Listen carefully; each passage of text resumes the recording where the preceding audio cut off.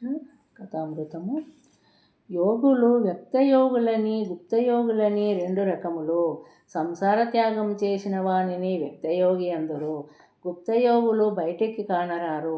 పని మనిషి ఇంటి పనినంతయు చేయుచునే ఉండును, కానీ ఆమె మనస్సు తన గ్రామంలో వదిలి వచ్చిన తన బిడ్డల మీదనే ఉండును.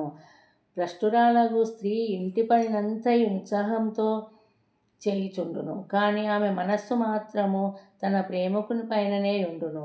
వివేక వైరాగ్యములు కలుగుట చాలా కష్టము. నేను కర్తను, ఈ వస్తువులన్నీ నావి అని బుద్ధి సులభముగా పోదు. నేను ఒక డిప్యూటీ మాజిస్ట్రేట్ను చూచితిని. 800 జీతము. భగవద్విషయ చర్చలు జరుగుచోటునకు తన కుమారునితో కూడా వచ్చెను. కుమారుని సౌకర్యం చూచుటతోనే వాని కాలము గడిచినది, కానీ ఒక్క మాట అయినా వినలేదు. మరి ఒక ఆయన పేరు చెప్పను, ఎంతయో జపతపములు చేయుచుండును, కానీ 10,000 రూపాయల కొరకు తప్పుడు సాక్ష్యం చెప్పినాడు. అందువలనే అట్లాంటిని. వివేక వైరాగ్యములు కలిగినచో సంసారంలో నున్నను భగవద్దర్శనములు కలుగును. గిరీశుడు. ఈ పాపిగతి ఏమి? శ్రీరామకృష్ణుడు ఊర్ధ్వదృష్టితో కరుణారసముతో పాట పాడనారంభించిరి. నరకము అంత మునర్పగల శ్రీకాంతునే ధ్యానింపుము. వానిని స్మరించినచో రెప్పపాటులో సంసార సాగరమును దాటించును. హరియను 2 అక్షరముల హరించుచు పాతకములు అంబుజనాభా. గిరీశునితో వింటివా? రెప్పపాటులో సంసార సాగరాన్ని దాటించును. మహామాయ దయచేసి తొలగినచో భగవద్దర్శనము కలుగును. దీనికి మహామాయ దయ కదా కావలసినది. అందులకే శక్తి పూజ చేయుట, అందుకే శక్తి ఉపాసన. సీతారామ లక్ష్మణుల అరణ్యములకు ఏగుచుండగా మొదట రాముడు, మధ్య సీత, చివర లక్ష్మణుడు నడుచుచుండిరి. రాముడు 2.5 మూరల దూరములోనున్నను లక్ష్మణుడు అతనిని చూడలేకుండెను. కారణము సీతమ్మ మధ్యలో అడ్డు ఉన్నది కదా. భగవంతుడు అంత దాపునయున్నను మహామాయ అడ్డైనందున ఆయనను కానజాలము. ఆ భగవంతుని ఉపాసింపవలనన్నా ఏదో ఒక భావమును ఆశ్రయింపవలెను. సంతాన భావము కానీ, దాసుని భావము కానీ, సఖిభావము కానీ ఆశ్రయింపవలెను. నేను భగవంతుని దాసిని అని తలంచుచును సఖీభావముతోనూ చాలా దినములు సాధనలు చేసి తిని. ఆ సమయంలో చీర కట్టుకుని రవిక తొడి స్త్రీవేషముతో నుంటిని. సంతాన భావము అత్యుత్తమమైనది. వీరభావం మంచిది కాదు. తన్ను పురుషునిగాను స్త్రీ ప్రకృతినిగాను భావించి సాధనలు చేయుట గొప్ప హానికరము. చివరకు భ్రష్టులై పతితులగుదురు. గిరీశుడు. నాకొక రట్టి భావన కలిగినది. శ్రీరామకృష్ణులు ఆలోచించుచు గిరీశుని వైపు చూచుచుండిరి. గిరీశుడు.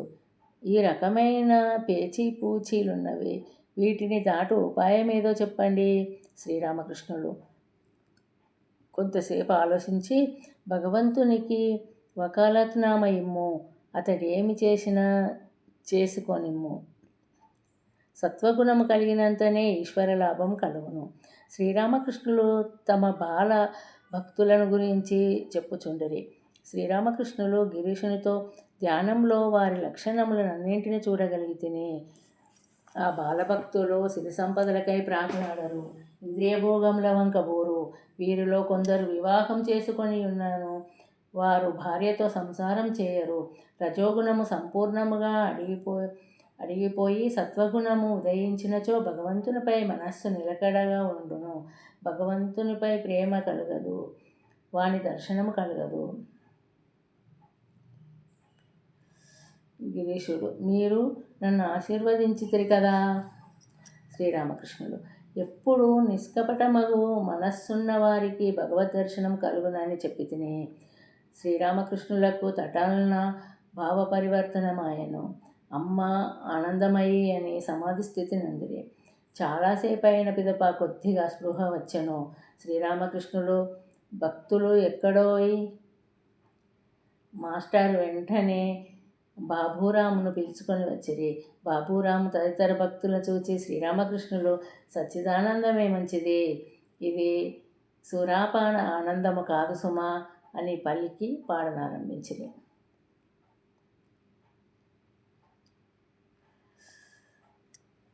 శ్రీరామకృష్ణులు, నేను తల్లికాడ శుద్ధభక్తినే కోరుకుంటుని.